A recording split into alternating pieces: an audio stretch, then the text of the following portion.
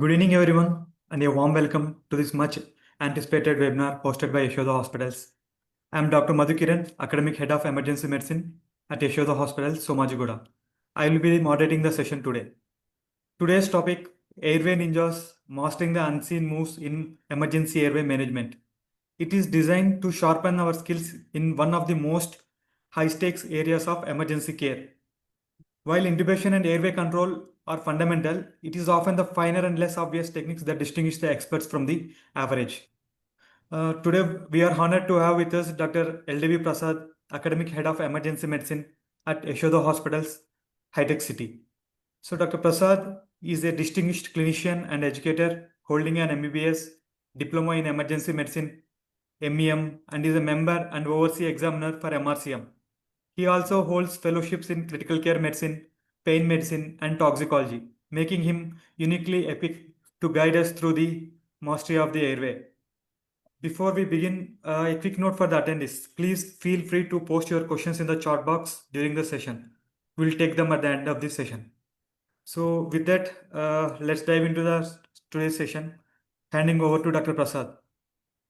Yeah, thank you, Madhu. So we'll be seeing, I'm Dr. Prasad, consultant emergency medicine at Yashoda Hospital, Hitec City. So today I've come with a very interesting and very basic fundamental topic for an ER physician. So that is airway management. So first we will look into the objectives of the session.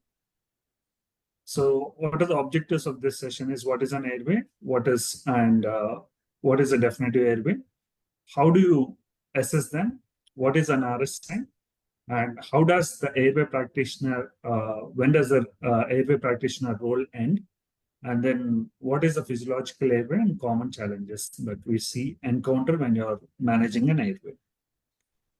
So the basic thing is, the basic goals of airway management are oxygenation and ventilation. The goals of resuscitation efforts and airway management is optimizing the gaseous exchange, with an oxygen delivery being the priority. There are several layers of complexities in the airway management, right from decision making to post-intubation care. So the procedural skill or competence is dependent on the sound decision making, but also upon the predicted practices that are done with a mentor observing you. So that we call it as reflective learning.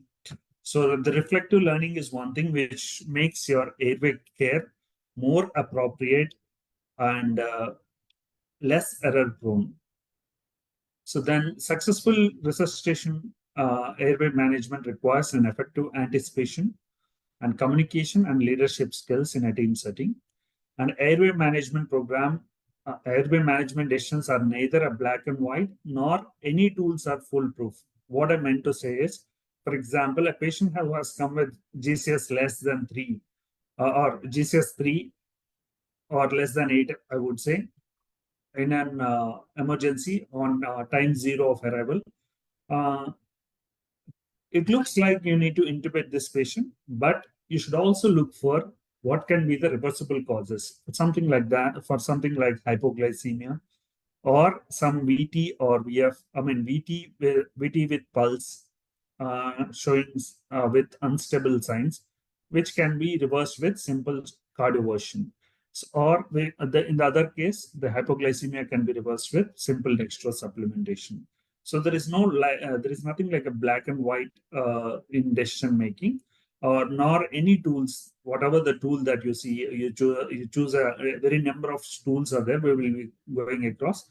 So no tool will give you 100% foolproof that this patient will have a complication, will not have a complication.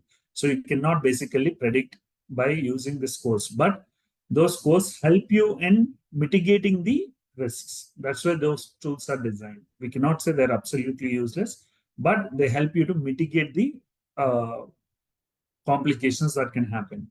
Then the successful airway management should not be defined simply by placing a correct placement of endotracheal tube. Majority of the times, if you're in a training program, you often see students saying that I placed an endotracheal tube, so without I placed it in directly in trachea without esophageal intubation. They feel it as they just bloat this up. So, but the thing is, it is not the placement of an airway in an appropriate position while placing this is an essential part, but at the end of the day, your patient outcome, posture outcome is what we are looking at. We are not looking the patient in pieces. We are looking all together in a holistic way. So the ultimate aim of airway management is making our patient better, not simply taking care of the airway. So we'd like to ask you a question. I mean, before we go ahead, so the certain questions need to be thought before going through this session. What is a normal pattern of breathing? What pressure mechanics happen? What can happen when you put a patient on when you put patient supine during intubation? Or what is a functional residual volume? What is safe apneic time? What are the pressure mechanics with IPPV or bag mask ventilation? What is the role of ETCO₂ and what is the role of ETO₂? So with these questions in mind, we'll go ahead. So what is a definitive airway? Definitive airway, according to the book, says that tube passing between the cords and cuff inflated below the cords itself is a definitive airway. What I would think is our role doesn't end there. So connecting the ET tube to the definitive oxygen source like ventilator or a vein circuit is a part of definitive airway. So what are the indications when you have to place this patient on mechanical ventilation? So there are several indications. So airway protection is one that we have already talked about. So any patient GCS less than 8, vomiting, bleeding with an aspiration risk to protect the airway. And to maintain airway patency in an obstructed airway, like facial trauma, burns, or airway edema, or a ventilation failure, hyperapneic patient, and severe chest trauma or a neuromuscular weakness, and oxygenation failure, like SpO2 less than 90 despite supplemental oxygen, and anticipated clinical deterioration in patients where this is where your leadership or your anticipating skills or your clinical equipment comes into picture, because this is just based on pure anticipation. The sepsis patient might go into septic shock if you are not treated properly. You should look for those early signs and status epilepticus, multiple trauma, and the procedure needs something like general anesthesia in a high-risk patient. How does this apply to our emergencies? For instance, a patient has single rib fractures along with other trauma, like he has a long bone injury. Patient needs to be taken to the OR. So ideally, for a single rib fracture with minimal pneumothorax, you're not going to intubate. But given the condition of the long bone fracture, you might think to have to intubate this patient in OT. So when you put this patient on a general anesthesia, this patient might go into tension pneumothorax or anything. So first thing is secure an airway and secure an ICD as well in this kind of patients. This is called a procedural need indication. So then these are just the tools and signs that we are looking for. Jesus less than 6 and obtention indicates loss of airway protection, the same thing that we talked about. Striders, cyanosis, abnormal breathing sounds, physical trauma to face and neck. Lemon is a mnemonic that you use to predict difficult intubation. StopMade is a checklist. That's a pre-procedural timeout that you seek. The scores that I was mentioning is severity airway index is one thing, and pulse oximetry and capnography are the other tools that you use. So as we saw, the Lemon criteria, as we all know, look externally. Is there any difficult airway signs? And then evaluate 332 rule, mouth opening and hyodomental distance and thyroid distance. And then Mallampati score. Technically, this is not classically seen in, classically done in emergencies. Because you need to make a patient sit up and then open the mouth, then look for the oropharynx.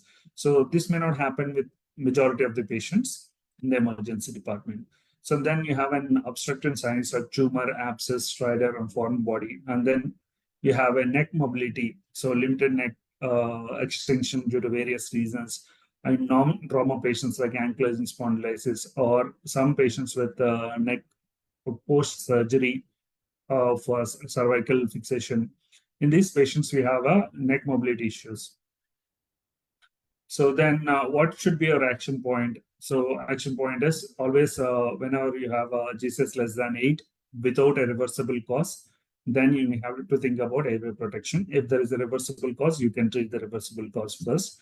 And there is a very important thing is when you have a stridor, swelling and burns, airway burns, indicating the oropharynx is involved, then early airway is a better thing, because once the soft tissue is swollen up, you may not be able to pass a tube, then you'll have to go for a surgical airway. So in these cases, early intubation should be considered. So SpO2 less than 90 in a patient who is not a COPD or an ILD patient. So in those cases, with other collaborative evidence, you need to go for an intubation. It is not definitive that any patient less than 90 are not going to go, but you have to look for other collaborative evidence. And then hypercapnia, ventilation failure on intubation is one of the indications that we have seen. Patient staging with a poor recovery. This is a little bit tricky situation, because you might think patient might be in a post-ictal phase, and because the post-ictal phase can extend up to 24 hours, you should know where to intervene and where to step in and secure an airway. So it's always better to secure an airway rather than feeling regret later. So always better secure an airway when you're in doubt. So anatomy suggesting difficult airway intubation, like potential failure of non-definitive methods, then you should plan a definitive airway. So this is a checklist that you use for timeout, procedural timeout. It is a checklist where you see preparation. In the preparation part, you would look for a section, a working section, soft section, and a rigid section should be available. Both should be available. And tools, coming to the tools, along with the laryngoscope, majority of the times you have a single laryngoscope available, but the backup may not be functioning adequately.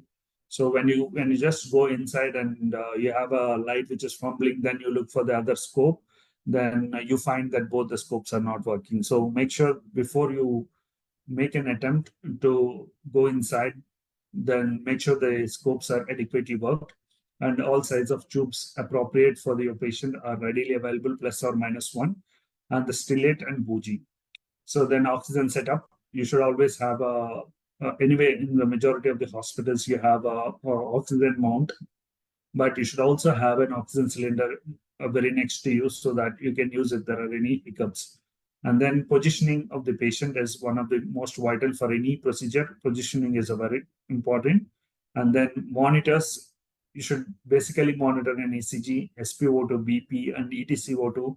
And esophageal detector is one thing that we can use. And you should have an assistance, an AMBU and airway adjuncts, and IV access. Ideally, you should have a 2 IV access, working IV access, and then drugs should be prepped and kept ready. So coming to the assistance, you should also look for, whenever you are making a timeout, procedural timeout, it is very much needed for any procedure. So for this, you should have a backup plan. So plan A, B, C, who is going to first intubate? If there is an unsuccessful airway, then what is my next plan? What is my subsequent plan? Is my surgical airway is also ready? For even though the intubation might seem easy for you, but you should always have a backup plan elaborated, so that this would be a daily routine, or this would be a daily practice. It's a cultural practice, basically. So then this is the simplified airway risk index that we are talking about. We will measure this we'll try to measure this if you have a good amount of time, which will indicate whether you're going to have a difficult airway, or is it not going to be difficult airway. Basically, it's not a foolproof, as I already told you in the beginning. So it's one of the index that we look to see whether you might have a difficult airway or not. So then, as we all know, the anatomy itself is a complex thing for us. So we have 3 different axes lined up in 3 different directions. So we need to align those 3 different axes in at least a best possible alignment, and then go ahead. So for any procedure, the first thing is the position is which is very important. Position itself will amplify your chances of success by 50%. So the first thing is anatomical position. You hyperextend the neck. It's called sniffing position. So which brings your axis in better alignment. So you have an unconscious patient who is snoring or added airway noises. Then you look for an abnormal chest and chest one abdominal movements, which is suggestive of airway obstruction, lack of fogging on an oxygen mask. If I can see on my left, the patient has an oxygen mask and there is no fogging here. It means the patient is not taking a spontaneous breath. This is how you're going to assess a patient from the foot end when you put a patient oxygen mask. If the patient has a normal expiration, you're obviously going to see the fogging of your O2 mask. So then as we're going through the process, the very important is bag mask ventilation is a very critical in terms of airway management. You can always buy time. You can manage with a good bag mask ventilation techniques. You can delay intubation by at least 30 to 40 minutes, depending upon the patient physiology and your bag mask ventilation techniques. So bag mask ventilation, for that, you need to have a oxygen. You should have an airway adjuncts, because as we all know that majority of the major content of our mouth is the tongue. And then once you sedate and paralyze the patient, or the patient is unconscious, as like other muscles of our body, the tongue is also a muscle. So it's also going to be relaxed and it's going to fall back.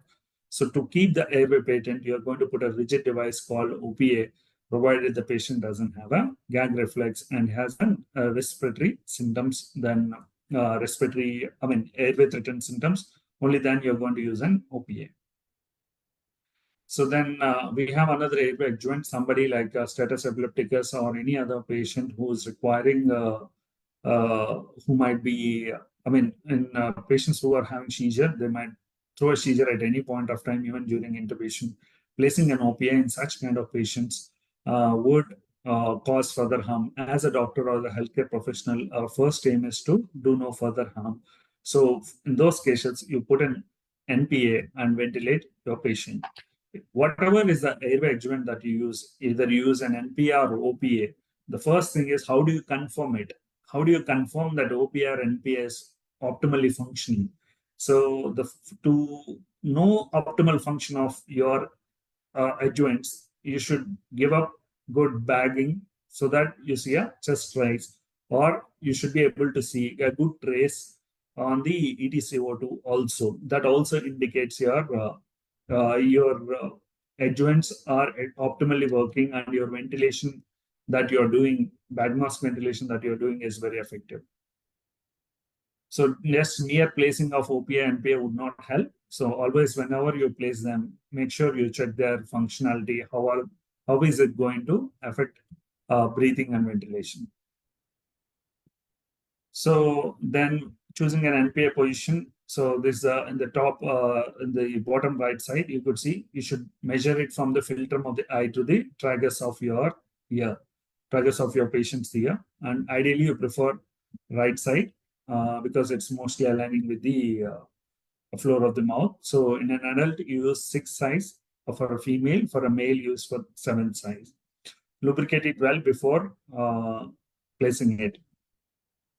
So then this we have already discussed. Once you put in any device, you should look for, is there any change before and after the insertion of a device? That's the first thing that we need to check. So then we use 2 maneuvers. One is jaw thrust and head tilt chin lift. So if you have any suspicion of cervical spine injury or a cervical spine related pathologies, it's always better to use just a simple jaw thrust would be sufficient enough. So then use different techniques. Majority of the book says C and E technique, but there is a different technique called V and E. The same technique, but you put the thumb on the mask and the rest of the 4 fingers on the jaw. So which will help you with the jaw thrust and bagging as well. If it is a simple patient, if you have a difficult airway, then you obviously have to use 2% technique. So then coming to the next part, the poor seal. When do you have a poor seal? So when you have a vomitus or a blood creating a slippery surface, you have a difficulty in securing a seal. So whatever the pressure that you are giving through a bag mask will not be delivered to the patient. So clear the airway with a suction. Use a towel to dry the patient's face. And patients without dentures, or without teeth, so replace the dentures or pack cheek with a gauze piece so that you have an adequate grip on it. And then unstable facial fractures, use 2% technique. Early intubation is the best thing. But in this case, I would say better avoid bag mask ventilation because you might induce aspiration. And a beard and facial symmetry, use a 2% technique and an adequate seal. And difficult ventilation. So difficult ventilation, how do you know there is a difficult intubation? History of snoring or an abdominal distension in a patients who are obese and third trimester, or a patient with CLD having ascites.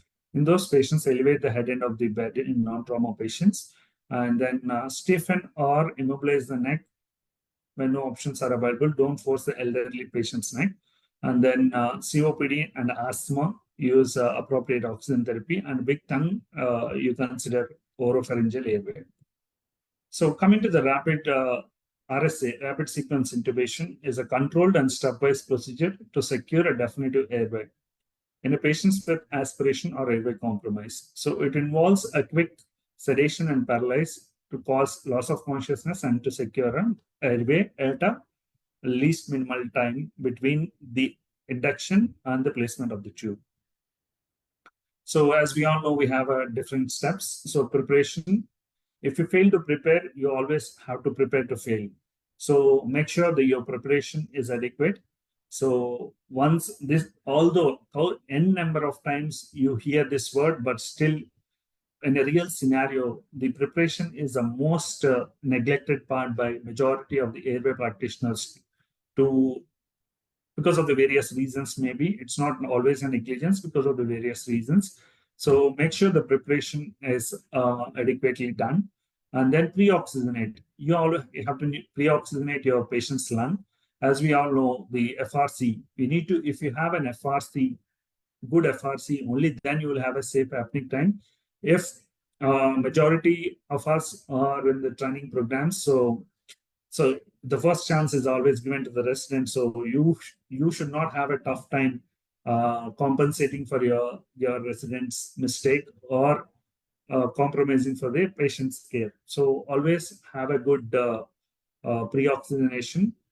Then provide an oxygen which will maintain good FRC. Functional residual capacity of your patient should be better. And the pre-treatment, usually for a patients who have a raised ICP or a bronchospasm, a severe bronchospasm or a BADI, use appropriate medications accordingly. And then induction.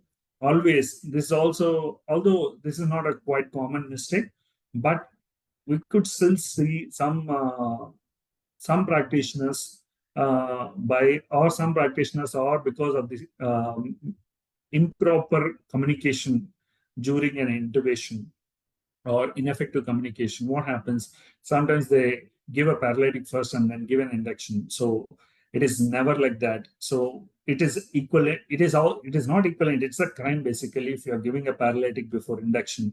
So always an induction should be followed by sedatives. And this is the one thing. And the second most common mistake that we always see is during induction, you give only one agent and then you spontaneously jump to the paralytic. So there is no book says that you have to give only a single agent to give an induction. So the whole point of induction is make the patient completely unconscious into the proper sedation phase. So to reach that, you might use 1 or 2 medications. If required, you can use 3 medications also, provided if you're tailoring the doses adequately.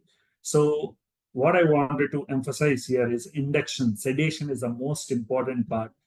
Please sedate the patient completely and then paralyze your patient.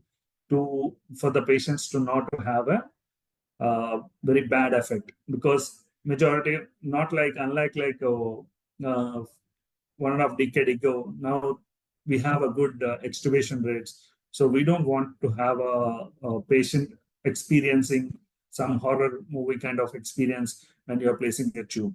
So whole point of index sedation and paralytic is sedate the patient adequately so that he is unable to sense what is happening. Okay. And then positioning and intubation, sniffing position to just align all the axes in an appropriate way, and then intubate once the paralytic effect is gone. So here I wanted to say there is some gold standard way of knowing whether your patient is paralyzed or not, but that cannot be done in an emergency. There's something called trial of 4, which is used for induction and also which is also evaluated for extubation, which happens usually in the OT. They give a nerve stimulation and they look for the 4 contractions they would see, as the contractions should decrease from the 1 to 4. So that's how they assess this is called trial of 4. But in an emergency situation, we may not be able to use it. But what are the other surrogates that would indicate that your patient is completely sedated or paralyzed? Is absence of chest movement. You can open the jaw, or patient unable to close their eyes. These are all other surrogate markers, although less sensitive than trial of 4. But these are our available options to see. So then confirmation of the placement of the tube. So confirmation of placement of the tube, the gold standard is ETCO₂ trace, and then the other markers are chest rise and tube passing through the cords that we'll be seeing subsequently. And very important is once the majority of the airway practitioner, new airway practitioners tube it, they feel their job is done. So it is never job done there. So always connect a patient to definitive oxygen source, make sure that your ventilation is proper, and then leave the airway site.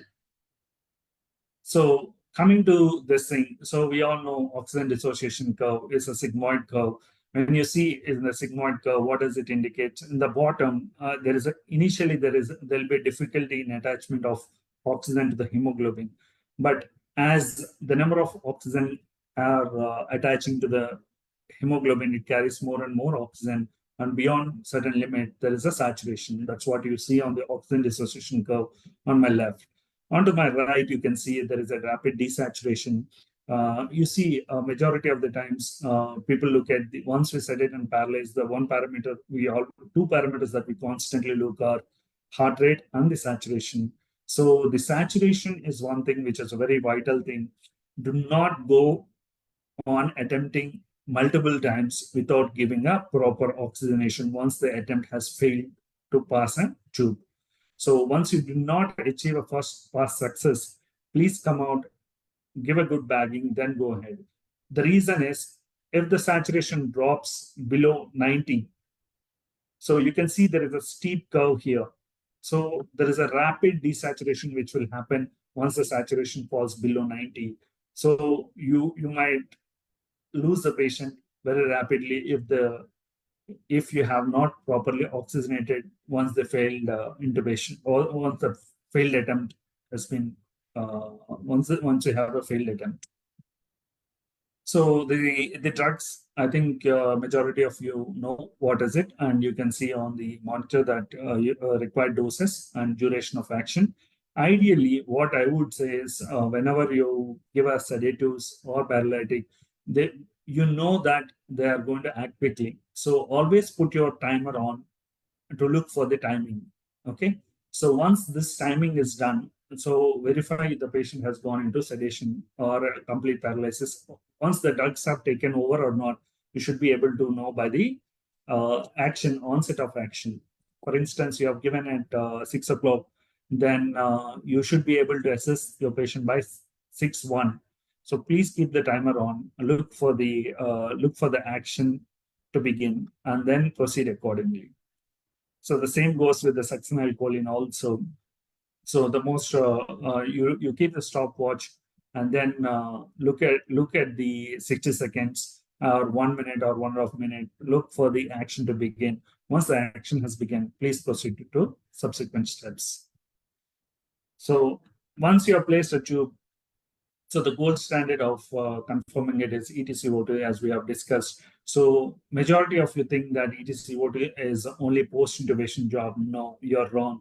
So the ETCO₂ should be from the pre-oxygenation. It should be connected to your bag mask ventilation or NIV, whichever you use before intubation. It has to be connected. ETCO₂ indicates that how your pre-oxygenation is affecting the ventilation, and it also it is a marker telling you that how effective you're reoxygenating your patient. So the next one is it has 100% high sensitivity and specificity. So I recommend all of you to use ETCO₂ at your centers. So why is it gold standard? Because it provides a real-time imaging, real-time confirmation of gases exchange. Predominantly, the ventilation is known by the ETCO₂. So, and if by any chance your patient has a cardiac arrest, so even then, ETCO₂ would help you in monitoring how effective your compressions are. So in both the ways, it is going to help you. So the other techniques of confirming is direct visualization of tube passing through the cord. That's one. That's a definitive one. And the other one is ultrasound. And the third one is chest X-ray. And the fourth one is clinical assessment, looking for the chest rise. So coming to the ultrasound. So basically use a linear probe. This I have practiced personally during COVID times over 2.5 years. So at that time, we used to have PPEs around our head, so we won't be able to, will not be in a position to auscultate. So what I usually used to do is place an ultrasound machine next to me. Once, as soon as the tube goes in and I connect a patient to the ventilator, I would always look at the suprastellar notch. Above the suprastellar notch, I used to put a linear probe to look for the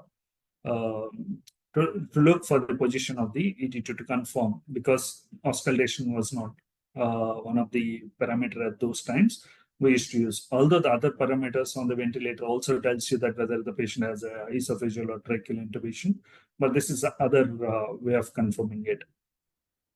So use a transverse ultrasound. I'll just show you the images. It would be easy. So this is a longitudinal section. So you see a cricoid cartilage, thyroid cartilage, and tracheal rings in the longitudinal section to look for the position of the tube. But whereas you see a transverse, this is the easiest way. So if you can see, if there is an esophageal intubation, you have two tracks. That's called double track sign that you see on both the sides. The trachea is marked, and the esophagus is also normally. If you see in the bottom of the right side, the esophagus normally collapses when you have a tube in the trachea. If you don't have a tube in the trachea, the esophagus opening bloats up, so that you can see as a double track sign. So next one is the same thing, and I made a summary of it. So the very important is the next is physiological airway. If you wanted to understand a physiological airway, first you should understand how your metabolism happens. So for metabolism to happen, what you need, the most common fuel that you need is oxygen.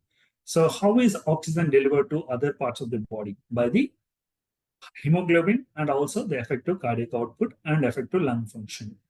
So once you wanted to know the cardiac output, basically cardiac output is nothing but heart rate into stroke volume.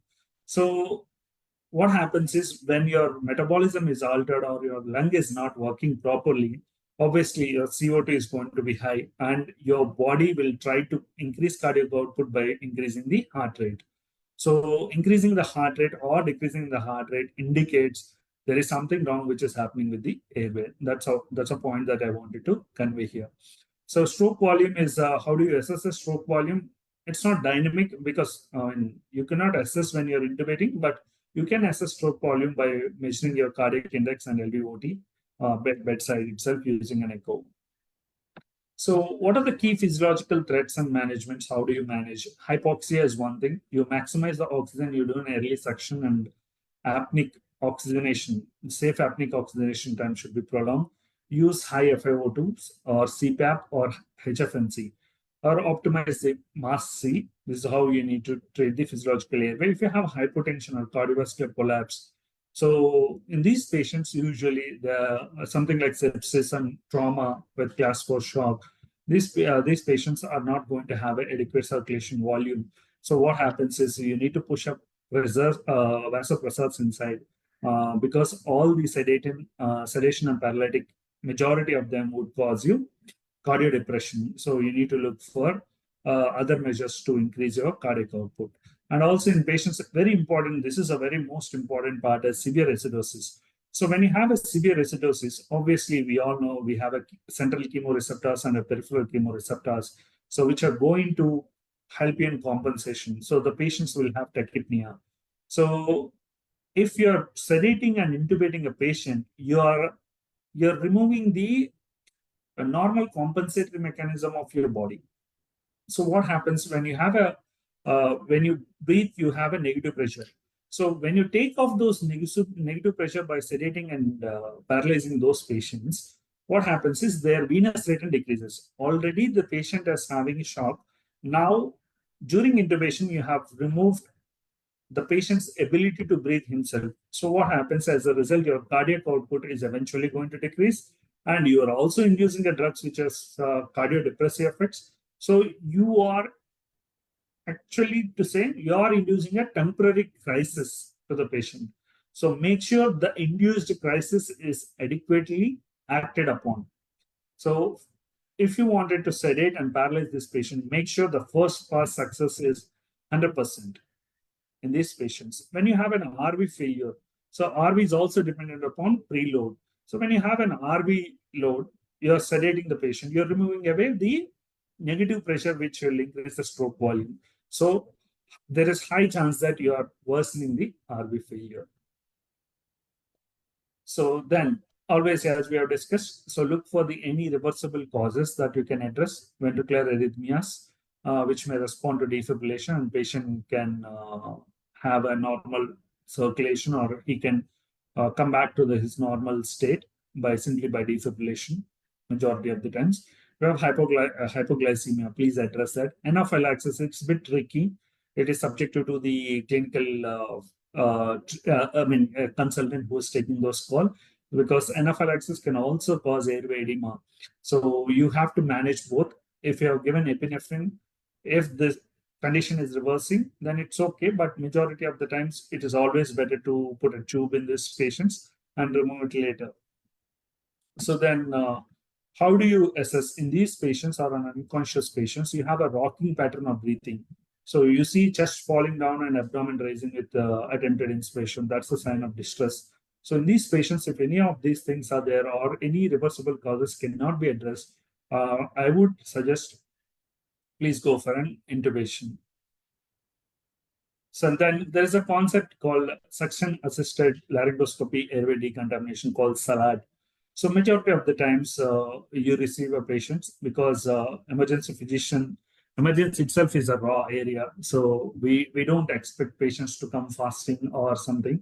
So our patients also don't expect that they're going to deteriorate. So obviously we cannot time their timing of the meal or any other factors that happens usually in the OT or pre-anesthesia. Unlike that, we have everything in raw. So you have a vomitus in a oropharynx or a posterior epistaxis and maxillofacial trauma with massive bleed or ongoing CPR and an aspiration.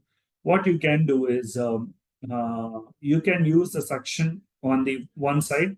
If you're putting you put a laryngoscope, and then on the left side of your laryngoscope is empty, you put a suction there, and to the right side you need to pass a ETCO₂. This is called SALAD technique.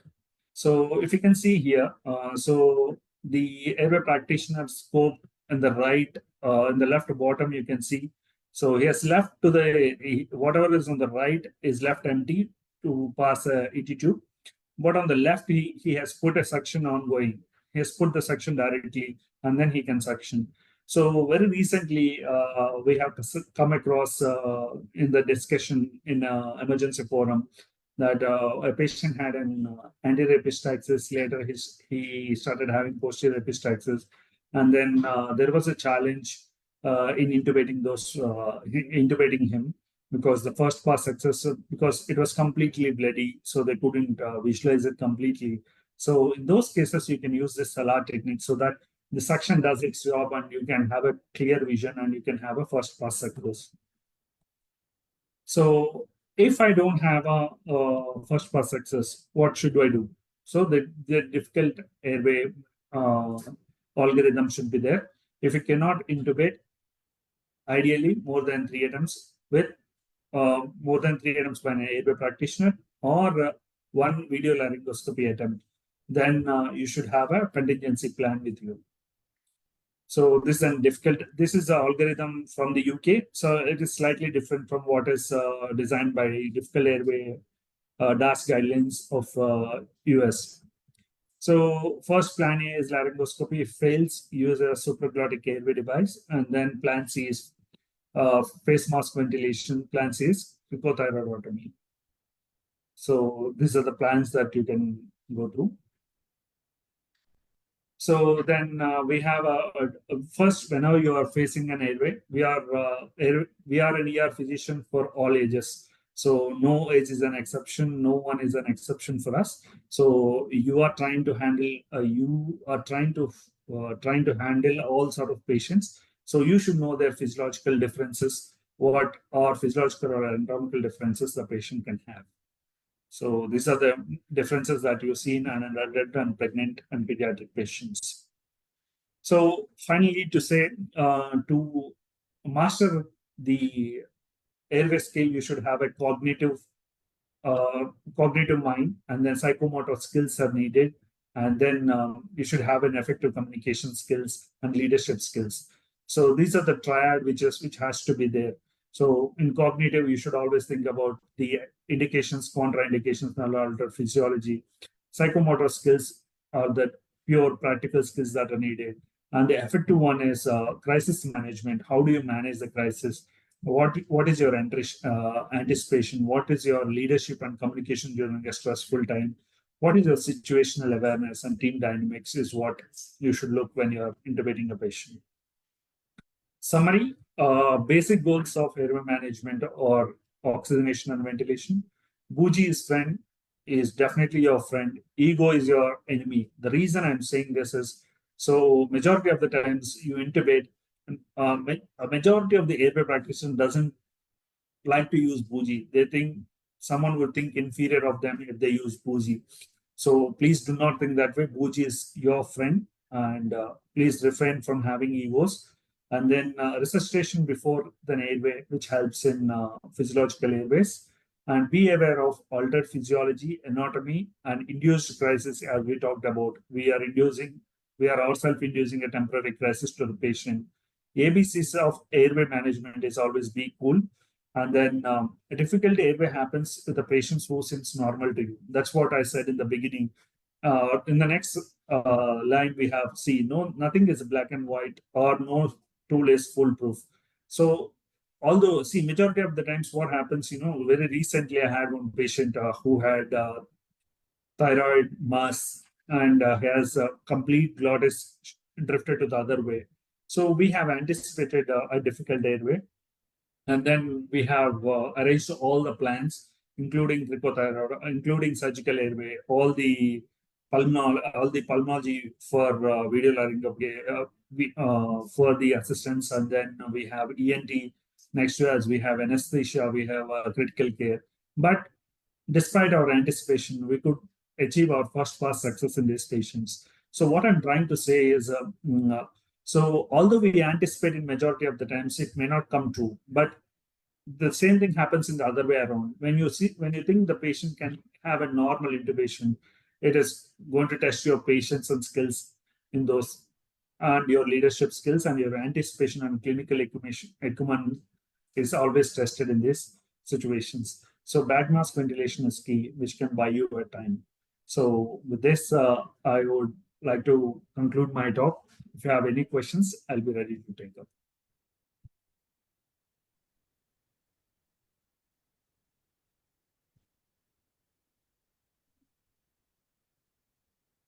Any questions from the attendees?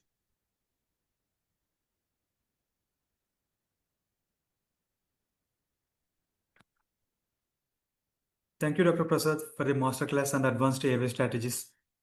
Your insight have truly brought clarity to some of the most challenging scenarios in the year and highlighted how finesse, preparation, and deep anatomical understanding can transform the outcomes. We'll wait for just a couple of minutes and we'll see if we have any questions from the attendees.